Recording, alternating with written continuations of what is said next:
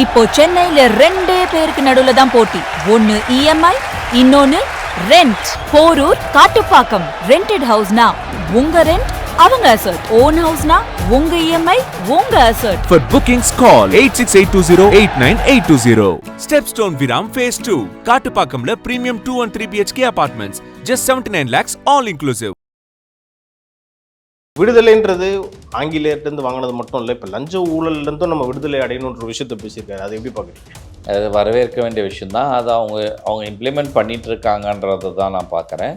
முன்னாடி இருந்த ஆட்சியில் எதெல்லாம் நல்ல திட்டமோ அதை நாங்கள் செயல்படுத்திக்கிட்டே இருப்போம், நிறுத்த மாட்டோன்ற அந்த உத்தரவாதத்தை கொடுத்துருக்காரு. இதை பற்றி நம்ம ஏற்கனவே டிஸ்கஸ் பண்ணியிருக்கோம் சார். இதில் எப்படி பார்க்குறோம்? நாட்டு வளர்ச்சிக்கு, தமிழ்நாட்டு வளர்ச்சிக்கு எதெல்லாம் தேவையோ, மக்களுக்கு எதெல்லாம் நலனும் அந்த திட்டங்கள் தொடருன்றது தான் அதனுடைய சாராம்சம். ஸோ அது வரவேற்க வேண்டிய விஷயம். சில குளறுபடிகள் அமைச்சர்களாலவோ எம்எல்ஏக்களாலோ நடக்கும்போது அது பொதுமக்கள் மூலியமாக வெளியே வரும்போது அது தலைமைக்கும் ரீச் ஆகிறதுனால அதுக்கு ஆக்ஷன்ஸும் நடக்குது. ஆட்சியை கவிர்க்கிறதுக்கு சதி பண்ணுறதுக்கும் சில வேலைகள்லாம் நடந்துச்சுன்ற விஷயத்தையும் குறிப்பிட்டு தான் போனார்.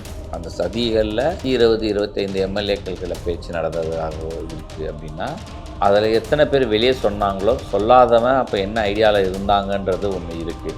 ஈவினிங் 4 மணி சுற்றுச்சூழல் கைக்கு வந்ததுன்னா இன்றைக்கி அப்புறம் கைக்கு வந்துச்சு. ஸோ அது இப்போ என்னாச்சு, ராம்சார் பிரச்சனை இருக்குது, அதுக்குள்ளே இன்னொரு பிரச்சனை இருக்குது. அதுக்கு பட்டா கொடுத்தவன் ஏவான்றது இருக்குது. அதுக்கு உள்ளாட்சித்துறை யார், ரெவென்யூ டிபார்ட்மெண்ட் யாரோ அந்த அமைச்சரும் அதுக்குள்ளே வருவார். ஓகேவா? பட்டா இல்லாத பட்டாவை எத்தனை நாளில் வந்துருச்சு. இந்த ஆட்சி எவ்வளோ நாள் நீடிக்கும் தெரியல. மறுபடியும் திமுக வந்துருச்சுன்னா என் தலையை உருட்டுவானுன்ற பயத்திலே இருக்காங்களா காவல்துறை? ஆட்சி கண்டிப்பாக நீடிக்கிறதுல எந்த மாற்றம் இருக்காது. எனக்கு தெரிஞ்சு எம்பி தேர்தல் வரைக்குமான இந்த மாற்றுக்கான வாய்ப்பு இல்லை. என்னதான் பிரச்சனை இந்த 3 மாசத்துல? தம்பி, இப்போ நீ என்ன பண்ணுற? அதிமுகவில் விஜயபாஸ்கர் போயிட்டா என்ன சொல்கிற? அப்பாவும் அந்த கட்சியாலேயே போகும்போது மாவட்டத்தில் யாருமே இல்லைன்றோம். இல்லைன்னா அந்த மாதிரி இங்கே இருக்கவன் எவனா சீனியர்லாம் போகிறேன்னு போயிட்டானா எதை வச்சு இவங்க ஹைலைட் பண்ணுவாங்க? பேரும் அல்லம்படி 6 முதல் 60% வரை ஆடி தள்ளுபடியுடன் சூப்பர் சரவணா ஸ்டோர்ஸ், சென்னை, மதுரை, கோவை.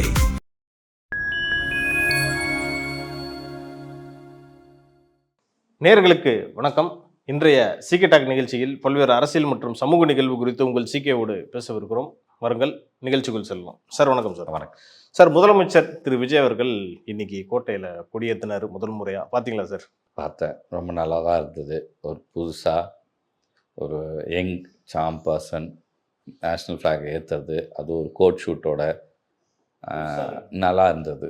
பார்க்கவே ரசிக்கிற மாதிரி இருந்தது. அவங்க அப்பா அவங்க அம்மாலாம் இருந்தாங்க, நல்லா இருந்தது. Okay sir. இன்னும் பல விஐபிகள்லாம் இருந்தாங்க, ஐஏஎஸ் ஆஃபீஸர்ஸ்லாம் இருந்தாங்க. ஸோ எல்லாமே ரொம்ப புதுசாக இருந்துச்சு. பழைய இது வரைக்கும் இருந்ததை விட இப்போ இந்த வாட்டி கொஞ்சம் புதுசாக இருந்துச்சு. நல்லா இருந்தது. ஆக்சுவலாக இது வரைக்கும் நான் இதுக்கு முன்னாடிலாம் எப்பயாவது இவர் ஜெயலலிதா அம்மையார் அவங்க புதுசாக ஆட்சி அமைக்கும் போது அந்த முதல் ஆண்டு நான் அந்த பார்ப்பேன். அதுக்கப்புறம் இதை ரொம்ப பார்க்கறதெல்லாம் இல்லை. இது ரொம்ப ஆண்டு இடைவெளிக்கு பிறகு இன்றைக்கி தான் நான் அதை பார்த்தேன். நல்லா இருந்தது. Super sir. அது மட்டும் இல்லாமல் அங்கே நிறைய விஷயம் பேசியிருந்தார். என்னென்னா, விடுதலைன்றது ஆங்கிலேயர்கிட்ட வாங்கினது மட்டும் இல்லை, இப்போ லஞ்ச ஊழல்லேருந்தும் நம்ம விடுதலை அடையணுன்ற விஷயத்தை பேசியிருக்காரு. அதை எப்படி பார்க்குறீங்க? அது வரவேற்க வேண்டிய விஷயந்தான். அது அவங்க இம்ப்ளிமெண்ட் பண்ணிட்டு இருக்காங்கன்றதை தான் நான் பார்க்குறேன். இதிலிருந்தும் விடுதலை அடையணுன்றதை, விடுதலை நோக்கி போயிட்டுருக்கோம், பயணிச்சிட்ருக்கோன்றதை கூட சொல்லலாம். நான் அப்படி சொல்லுவேன். என்னன்னா, அந்த மாதிரியான பேஸ் மக்களுக்கு அந்த பெனிஃபிட்ஸ் கிடைக்குது பார்க்குறாங்கன்றது நான் கண்கூட பார்க்கறதுனால இந்த விடுதலைக்கான போராட்டம் இப்போ தான் ஆரம்பிச்சிருக்குன்றீங்களா? இப்போ பயணிக்க தொடங்கிட்டாங்கன்ற அந்த போராட்டத்துக்கான விடுதலை தொடங்கிடுச்சு. இப்போ ஒரே நாளில் ஒரே இடத்த மொத்தமாலாம் வர்றதில்ல, கொஞ்சம் கொஞ்சமாக அப்படி வரும். இங்கேருந்து ஆரம்பித்து ஒரு துறையாக இப்போ சரியாகிக்கிட்டு வராங்க. அது சரியாகும் பட்சத்தில் விடுதலை கிடச்சதா சொல்லலாம். Okay sir. அதுக்கு ஒட்டி இன்னொரு விஷயமும் சொல்லியிருக்கிறது என்னன்னா, இதுக்கு முன்னாடி இருந்த ஆட்சியில் எதெல்லாம் நல்ல திட்டமோ அதை நாங்கள் செயல்படுத்திக்கிட்டே இருப்போம், நிறுத்த மாட்டோன்ற அந்த உத்தரவாதத்தை கொடுத்துருக்காரு. இதை பற்றி நம்ம ஏற்கனவே டிஸ்கஸ் பண்ணியிருக்கோம் சார். இதை எப்படி பார்க்குறீங்க? இல்லை, அது ஓப்பன் ஸ்டேட்மெண்ட்டாக கொடுக்குறது நல்ல விஷயந்தான் நான் பார்க்குறேன். அதாவது இதில் சில முக்கியமான திட்டங்கள் இருக்கிறதுக்கு வாய்ப்பு இருக்குது. அதாவது தேவை, நாட்டு வளர்ச்சிக்கு, தமிழ்நாட்டு வளர்ச்சிக்கு எதெல்லாம் தேவையோ, மக்களுக்கு எதெல்லாம் நலனும் அந்த திட்டங்கள் தொடருன்றது தான் அதனுடைய சாராம்சம். ஸோ அது வரவேற்க வேண்டிய விஷயம். அதுவும் இல்லாமல் இந்த அம்மா உணவகத்துக்கு இன்னும் கூடுதலான நிதியெல்லாம் ஒதுக்க போகிறாங்களா? அடுத்த கட்டத்துக்கு அதை கொண்டு போக போகிறாங்களா சார்? அடுத்த கட்டம்லாம் அது எப்படி இருக்குன்னு நினைக்கிறீங்க? ஒரு ஐஃபை மாதிரி பஃபே சிஸ்டத்தில் இருக்கிற மாதிரி ஒரு ஹோட்டலில் இருக்க மாதிரி ஒரு நீட்டான ஒரு சிஸ்டமாக இருக்கும், ஒரு ஹோட்டல் செட்டப் மாதிரி நீட்டாக இருக்குன்றத நம்ம எதிர்பார்க்கலாம். சீப் அண்ட் ஒரு அஃபோர்டபுள் highlight-ஆ. ரேட்டில். ஆமாம், சர்வீஸ் பண்ணுறவங்க ஏர்பான் போட்டு அப்படி பண்ணாங்கன்னா எப்படி இருக்கும் சார் அது ஃபாரின் கண்ட்ரி மாதிரி இருக்கு. அந்த மாதிரி அந்த யோசிச்சு மாதிரி பார்க்கறப்ப- பண்ணுறதுக்கான வாய்ப்பு இதில் பெரிய செலவு கிடையாது. ஓ ஓகேவா? பட் ஒன் டைம் நீ பண்ணனா அது வந்து ஒரு பேசு பொருளாகவும் ட்ரெண்ட் ஆகிறதுக்கும் ரீல்ஸில் ஹைலைட் பண்ணுறதுக்கும் பெனிஃபிட்டாகவும் இருக்கும். அதுவும் இல்லாமல் ஓல் இந்தியாவிலே தமிழ்நாடு தான் இந்த செட்டப்பை ஃபர்ஸ்ட் கொண்டு வந்துச்சுன்றது பேரும் நமக்கு கிடைக்காது. Okay sir. சார் அதே இது மாதிரி பண்ணும்போது அப்படியே நம்ம மதிய உணவு திட்டத்தையும் அதே மாதிரி ஒரு அப்கிரேட் பண்ணாங்கன்னா நல்லாயிருக்கும். உணவு வழங்கல்ன்றத இன்னைக்கு வந்து அடுப்பு, விறகு அடுப்பு இந்த மாதிரி கான்செப்ட் இருக்குது. அதெல்லாம் கொஞ்சம் மெனக்கெட்டு கண்டிப்பாக அது துறைக்கு அமைச்சர் இருக்காரு. அமைச்சர் வந்து நிறைய வேலைகளில் இப்போ அந்த இலக்கியம் இந்த துறை சார்ந்து வந்ததுனால இந்த மாதிரியான மீட்டிங்ஸ்லாம் இருந்தால் கொஞ்சம் அவங்க இன்வால்வ் காட்டுற மாதிரி எனக்கு தோணுது. அதெல்லாம் விட துறையில் இந்த மாதிரி பல விஷயங்களில் சேஞ்சஸ் கொண்டு வந்தால் அது ஒரு ரெவல்யூஷன் சேஞ்சஸாக இருக்கும்னு நான் நினைக்கிறேன். ஸோ அதெல்லாம் அவங்க மெனக்கெட்டு முன்னெடுத்து பண்ணாங்கன்னா பெட்டராக இருக்கும். Right sir. அதே மாதிரி இன்னொரு விஷயம் நான் முக்கியமாக பார்க்கப்பட்டுச்சு என்னதுன்னா, என்ன முதலமைச்சர் ஆகி உட்கார வச்சுட்டீங்க, ஆனால் இந்த ஆட்சியை வழி நடத்துறதுக்கு உங்களுக்கும் பொறுப்பு இருக்குன்ற மாதிரி மக்கள்கிட்ட ஒரு விஷயத்தை முன்வைக்கிறாரு. இது எப்படி சார் பார்க்குறீங்க?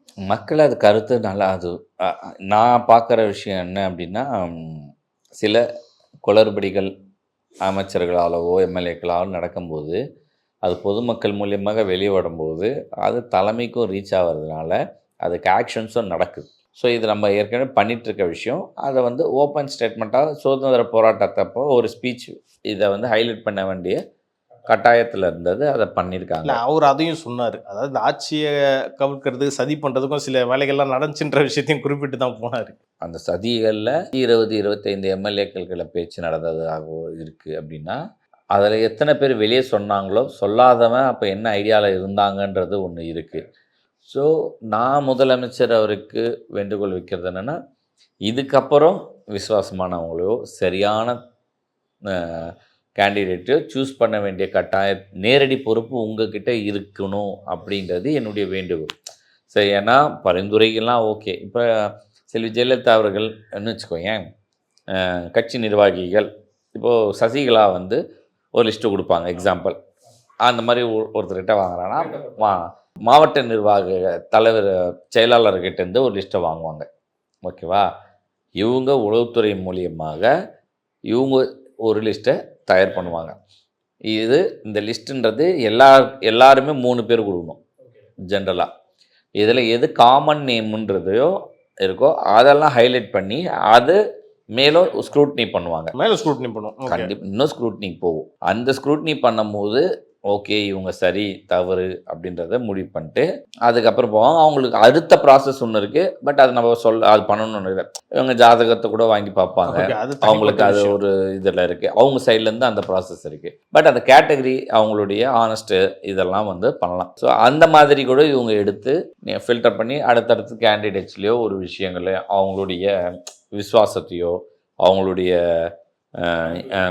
இது இன்டெலிஜென்ஸும் அவங்களுடைய நாலேஜையும் அனலைஸ் பண்ணி பண்ணும்போது இன்னும் பெட்டராக இருக்கும் அப்படின்னு.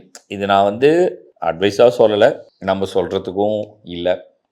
அவங்க கட்சி அவங்க தலைவர் அவர் அப்படின்னா மக்கள் முடிவு பண்ணி ஒரு மாற்று கொண்டு வந்தது.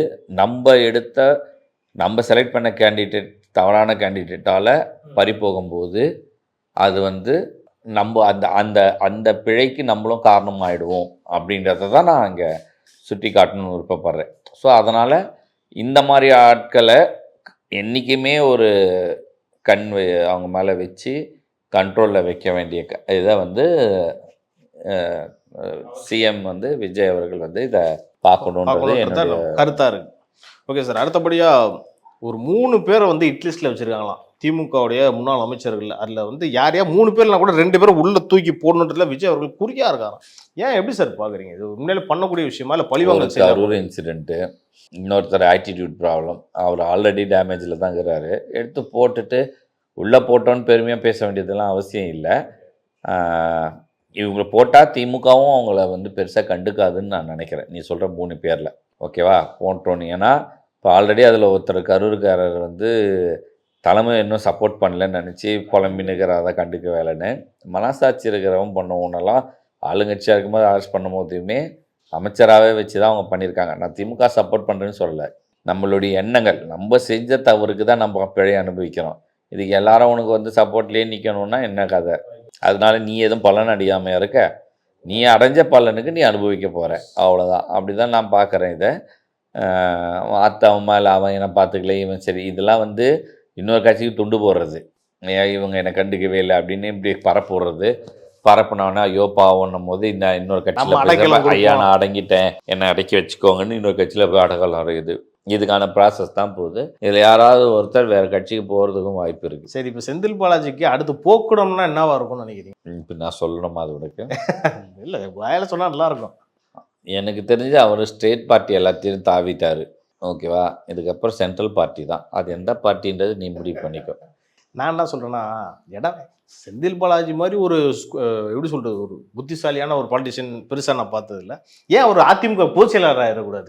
இல்லை, அதிமுக கட்சியில் சேர்த்துட்டாருனாலே அவர் தான் அடுத்த பொதுச் செயலாளர். சரியா? அதுக்கெல்லாம் என்ன எடப்பாடி அப்படியா? தானும் படுக்க மாட்டான், தள்ளியும் படுக்காத ஆள். அவரெல்லாம் நம்பி நீ எடப்பாடியெல்லாம் வந்து எல்லாரும் கழுத்து பூச்சி வெளியே தள்ளுற மாதிரி பண்ணாதான் நடக்கும். ஓகே, இல்லை நீ போய் சேர்ந்து நீ வா தம்பி நான் உனக்கு கொடுக்குறேன், அதெல்லாம் நடக்காது. ஆனால் செந்தில் பாலாஜிக்கு அந்த மாவட்ட சில ஒரு 5-10 மாவட்டங்களில் அவர் எது சொன்னாலும் எல்லா கட்சிக்காரும் கேட்குற அளவுக்கான ஒரு மாசு இருக்குது, ஒரு இது இருக்குது. எல்லா கட்சிக்காரும் நான் சொன்னேன், நான் சொந்த கட்சிக்காரன்னு சொல்கிறேன், எல்லா கட்சிக்காரனுமே கேட்பான். ஸோ அந்த மாதிரி இருக்கும் போது இது அட்வான்டேஜ் ஆகிறதுக்கான வாய்ப்புகள் அதிகம். அதே மாதிரி சரி, செந்தில் பாலாஜி சொன்னீங்க. இப்போ சேகர் பாபு வந்து பெரம்பூரில் விஜய் அவர்கள் போட்டியிட்டப்பவே நிறைய குடைச்சல் கொடுத்தாராம். அவரை தூக்கி முதல்ல வைக்கிறன்றத ஃபர்ஸ்ட் நேமில் அவர் டிக்கெட் வச்சுருக்காராம். சரி, பழிவாங்க எண்ணத்துலலாம் பண்ணணும்னு பண்ணலை, தானா சிக்குது ஆடு, நம்ம பலி கொடுக்காம எப்படி? அப்படிதான். அது மாதிரி அவர் சிஎம்டிஏ அமைச்சராக இருந்தப்போ இந்த பல கோப்புகளில் குளறுபடி நடந்திருக்கான். அதை வந்து டெய்லி முதலமைச்சர் டேபிளுக்கு போயிட்டு இருக்கான். இதெல்லாம் வந்து குளறுபடி இருந்துச்சோ இந்த முதல்வரே டைரக்டாக கண்காணிக்கிறாராம். இப்போ எக்ஸாம்பிள் இருக்கிற தம்பி அந்த பிரிகேடு, அதை விடவா உனக்கு பெரிய குளறுபடி வேணும் ஒரு அமைச்சர் துறைக்கு? ஒரு நாள்ல அப்ரூவல் கொடுத்தாங்களே. ஆமா, சிஎம்டிஏக்கு வந்து சுற்றுச்சூழல் பாதுகாப்பு கொடுக்குது, சிஎம்டிஏ கொடுக்குது. அதாவது சுற்றுச்சூழல் பாதுகாப்பு வந்துச்சுன்னா இப்போ நம்ம அந்த மாதிரி ஃபைலில் நீ யாருக்காவது எடுத்துன்னு போய் கொடுக்குற அப்படின்னா அது திருப்பி ஸ்க்ரூட்னி போய் பேர் மினிமம் 1 மாதம் அவங்களுக்கு அப்ரூவல் கையில் வரும். நல்லா 1 மாதம் மினிமம். அதாவது சின்ன இடமா இருந்தாலும் சரி, பெரிய இடமா இருந்தாலும் சரி, பேர் மினிமம். பெரிய இடமா இருந்தால் இன்னும் லேட் ஆகும், பெருசு ஆக லேட்டு இன்னும் ஆகும். ஆனால் நேற்று நேற்று ஈவினிங் 4 மணி சுற்றுச்சூழல் கைக்கு வந்ததுன்னா இன்றைக்கி அப்ரூவல் உங்கள் கைக்கு வந்துச்சு. ஸோ அது வந்து இப்போ என்னாச்சு, ராம்சார் பிரச்சனை இருக்குது, அதுக்குள்ளே இன்னொரு பிரச்சனை இருக்குது, அதுக்கு பட்டா கொடுத்தவன் ஏன்றது இருக்குது, அதுக்கு உள்ளாட்சித்துறை யார், ரெவென்யூ டிபார்ட்மெண்ட் யாரோ அந்த அமைச்சரும் அதுக்குள்ளே வருவார். ஓகேவா? பட்டா வந்து இல்லாத பட்டாவை எத்தனை நாளில் வந்துருச்சு. ஆமாம், அது கேட்டால் பக்கத்தில் வேறு சர்வே என்ன அப்படின்ற மாதிரிலாம் உருட்டிக்கிட்டு இருந்தாங்க சார் அந்த டைம். அது ஒரு சர்வே நம்பர் தான், டாக்குமெண்ட் இருக்குதான், டாக்குமெண்ட்டுக்கு பட்டா இல்லை. பட்டாவை நாங்கள் இந்த ப்ராப்பர்ட்டி எக்ஸாம்பிள் 100 கோடி அந்த மதிப்பு அப்படின்னா நான் 20 கோடி ரூபாய்க்கு உங்ககிட்டேருந்து வாங்கிடுவேன். வாங்கிட்டு நான் பட்டாவை என்னுடைய அரசாங்கம் நான் தானே அப்படின்றனால நான் பட்டாவை போட்டு 100 கோடி ரூபாய்க்கு விற்றுருவேன். ரைட். அந்த லாபத்தை அந்த தொழிலில் அந்த இடத்துல நடந்திருக்கு. இப்போ அது இது எல்லாம் சேர்ந்து வாக்கிறது அப்ரூவலோட வர கிடைக்குது. பெரிய இடத்துலேருந்து சப்போர்ட் பண்ணுறேன்னு சொல்லிட்டாங்கன்னா அவனும் இறங்கிட்டானுங்க போயிட்டான். இப்போ அவனுக்கு ஒரு 500-600 கோடி நஷ்டம். இவங்களும் வந்து இவங்களுக்கு என்ன, இவங்களை திருப்பியா கொடுக்குறான், அவனை லஞ்சம் குத்தன்னு சொல்லி இவங்ககிட்ட பேச போகிறான்னா இல்லைண்ணா, இடம் விற்றா லீகல் பார்த்து வாங்க வேண்டியது அவங்க கொடுப்பாங்க, அவங்க கை வச்சுட்டு போயிடுவாங்க. நீங்கள் சொல்கிறீங்க இந்த ஃபைல்ஸ் எல்லாம் போகிறப்போ இந்த காவல்துறை நடவடிக்கை எடுக்கிறாங்களா, அவங்க பயப்படுறாங்களா சார்? இந்த ஆட்சி எவ்வளோ நாள் நீடிக்கும்னு தெரியல, மறுபடியும் திமுக வந்துருச்சுன்னா என் தலையை உருட்டுவானுன்ற பயத்திலே இருக்காங்களா காவல்துறை? ஆட்சி கண்டிப்பாக நீடிக்கிறதுல எந்த மாற்றம் இருக்காது, அதில் எந்த இதுவுமே எனக்கு தெரியல. இப்போ எல்லாம் சொல்கிறாங்க எப்போவுமே ஒரு ஹீட் சீட்லேயே ஹாட் சீட்லேயே உட்காண்டிருக்க மாதிரி இருக்குன்றத சொல்கிறது இருக்குது. எனக்கு தெரிஞ்சு எம்பி தேர்தல் வரைக்குமான இந்த மாற்றுக்கான வாய்ப்பு இல்லை. ஆனால் இந்த 3 வருஷம் இவங்க பண்ண போகிற செயல், இவங்க பண்ணுற இது விஷயம் அடுத்த 10 வருஷம் 15 வருஷத்துக்கு கண்டினியூ பண்ணுறதுக்கான வாய்ப்புகள் தான் அதிகமாக இருக்குன்றீங்க. ஆனால் இப்போ உள்ளாட்சி தேர்தல் இப்போ ஒரு 6 மாதத்தில் வரப்போகுதுன்னே வச்சுக்கோங்களேன். திமுகவில் அந்த மாற்றங்கள், அதாவது அட்மினிஸ்ட்ரேட்டிவ் மாற்றங்களை வந்து கொண்டு வரணுன்ற மாதிரி கட்சியிலே பல பேர் சொல்லிட்டு இருக்காங்க. ஸ்டாலின் தயங்கிக்கிட்டே இருக்காராம். என்னதான் இருக்கும், என்னதான் பிரச்சனை இந்த 3 மாதத்தில்? தம்பி இப்போ நீ என்ன பண்ணுற, அதிமுகவில் விஜயபாஸ்கர் போயிட்டா என்ன சொல்கிற?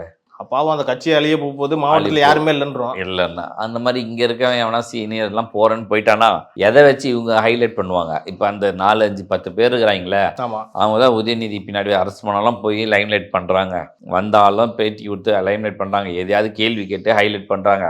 திமுக எனக்கு உயிரோடு இருக்குன்னு காட்டுறதே இவங்க தான். இப்போ அப்போ யங்ஸ்டர்ஸ் இந்த கட்சிக்கு என்னதான் இருக்கு? இப்போ தம்பி நான் எடுத்தேன்னா நான் இந்த இடத்த நான் யாரை வச்சு பண்ணுறது? இன்னைக்கு நீ யங்ஸ்டர்ஸ்லாம் நான் ஆளுங்கட்சியாக இருக்கும் போது உள்ளே கொண்டு வந்து தேர்த்தி இருக்கணும். ஆமா, இப்போ நான் வந்து பண்ணேன்னா எனக்கு ரிஸ்க் அதிகம், அதனால் நான் ரிஸ்க் கம்மியாக எடுக்கிறேன். இப்போ என்ன சார் புது அந்த இளம் ரத்தத்தை பாய்ச்சணுன்ற அந்த ரிஸ்க் எடுத்தா தானே சார் அடுத்த மூவ் பண்ண முடியும். ரிஸ்க் எடுக்க மாட்டேன்னா என்ன அர்த்தம்? அப்போ எனக்கு புரியல. தம்பி இங்கே உக்காந்துட்டு 1000 பேசிடலடா தம்பி, உக்காடுறவனுக்கு தான் வழி தெரியும், புரியுதா? இப்போ நீ இருக்க, இன்னொரு ஆங்கர் இருக்கிறாங்க, சரியா? 2 பேரும் இருக்கோம். நீ வந்து இப்போ சீனியர்னு சொல்லி சுற்றுவ, இன்னொருத்தர் ஜூனியர்னு சொல்லி சுற்றுவான், சரியா? நான் உனக்கு ரெஸ்பெக்ட் இல்லாமல், அதாவது அவனுக்கு ஒரு வேலை தகுதியான வேலை கொடுக்கணும்னு நினைக்கிறேன். நான் உன்னை இறக்கணும்னு நான் நினைக்க மாட்டேன். அவனுக்கு தகுதியான வேலை கொடுத்தா அவன் தகுதியானதான் வேலை கொடுத்துருக்காரு, நம்மளெல்லாம் இறக்கலை, நீ ஃபீல் பண்ணுவ. என்ன தோணும் உனக்கு? என்னடா இது நம்மளை மதிக்காமல் அங்கே கொடுக்குறான். இவ்வளோதான் அரசியல், புரியுதா? எண்ணங்கள் தான். நீ இதே இது ப்ராட் மைண்டட் தேவா இருக்கப்பல நான் அங்கே கொடுக்குறாங்கன்னா என்னுடைய இருப்பு. இன்னொன்று, தேவாக்கு தேவா மேலே நம்பிக்கை இருக்கணும், ஓகேவா? அவங்க பண்ணுறாங்க, சரி, நம்மக்கிட்ட வந்தால் இன்னும் நான் திறமையாக பண்ணுவேன் அப்படின்ற நம்பிக்கை இருக்கிறவன் பொழைச்சிப்பான், தனியாக கூட நின்றுப்பான். நீ சொல்கிற அந்த லீடர்ஸ்லாம் அந்த கேட்டகிரியில் வருவாங்க. ஏன்னா பேக்கப்பும் வச்சுருப்பான், இறங்கி கிரவுண்ட்லேயும் கொஞ்சம் ஸ்ட்ராங்காக வச்சுருப்பான். அதனால் நான் என்ன வேணால் பார்த்து பண்ணுற தைரியத்தில் இருப்பான். இல்லாதவன் முடியாது, பாப்பாட்டு போயிட்டே இருப்பான். முடியாதவன் ஆட்டோமேட்டிக்காக டம்மி ஆகிடும். அதில் பல பேர் இருக்கிறாங்க. இந்த பக்கம் வெள்ளங்கோயில் சாமிநாதன், அந்த பக்கம் அதில் இருக்கிறது முத்துசாமி, அதிமுகலேருந்து வந்தால் கூட அவங்க இவங்கெல்லாம் வந்து நீ சொல்ல கேட்டகரிக்குள்ளே வரல, நான் ஸ்ட்ராங்காக இருப்பேன்ற கேட்டகரிக்குள்ளே வராங்க. ஸோ அவங்கள நீ மாற்றணும்னு நினைக்கிறதில்ல. நீ இந்த இதெல்லாம் கழிச்சுட்டு புதுசாக அதில் எல்லாம் சேர்க்கறதெல்லாம் சேர்க்கலாம். ரைட். அப்போ 3வது கேட்டகரியாக ஒரு இது நான் சொல்கிறேன். இப்போ நான் ஒரு சீனியராக ஜூனியருக்கு நான் சொல்லிக் கொடுக்குறேன்ற இந்த ப்ராட் மைண்ட் எனக்கு இருக்குது. அந்த அரசியல் அதெல்லாம் இருக்குமா சார்? நீ என்ன சொல்லிக் கொடுப்ப? இப்போ நீங்கள் ஒரு விஷயம் சொல்கிறீங்களே, பொறுப்பை வந்து இப்போ ஜூனியராக இருக்க ஒரு ஆங்கர் கொடுக்குறாங்கன்னா ஓகே பரவாயில்ல, ப்ராட் மைண்ட் நான் சொல்லிக் கொடுக்குறேன்னு வச்சுக்கோங்க. இது ஜோக்ஸ் அப்பார்ட்டு. நீ சொல்லிக் கொடுக்குற ஆளா அப்படின்னா ஜென்ரலாக இது உன்னுடைய பாயிண்ட்டே. நீ வீடியோவில் ஒரு கண்டென்ட் நம்ம பேசும்போது ஒரு விஷயம் நான் சொல்ல வரேன்னு வச்சுக்கோயேன், அது உனக்கு தெரிஞ்சிருந்தா நீ என்ன பண்ணுற? நான் முன்னாடி சொல்ல ட்ரை பண்ணுவேன், சொல்லிடுற. அப்படின்னா எனக்கும் தெரியுன்றத நீ காமிக்க இருக்க. அப்போ நீ எப்படி அவனுக்கு நீ முழுமையாக சொல்லி கொடுப்ப? அங்கேயும் நீ ஒரு கிளிச் வைப்ப. உன்னை காத்துக்கிறதுக்கு என்ன வேணா வேலையை நீ செய்வ, ஓகேவா? அவனுக்கு என்ன வேணுமோ அதான் கொடுப்பேன். ரைட். புரியுதா? தவற வழி நடத்துகிற மாதிரி இருக்கும்ன்றீங்க நீ. அதாவது சொல்லி கொடுக்குற மாதிரியும் இருப்ப. அதாவது 100% நல்லவன் இந்த உலகத்தில் இல்லை, அரசியல் இருக்கும். 100% கெட்டவனும் உலகத்தில் இல்லை, எல்லாம் கலந்தவன் தான் மனுஷன். ஓகே, புரியுதா?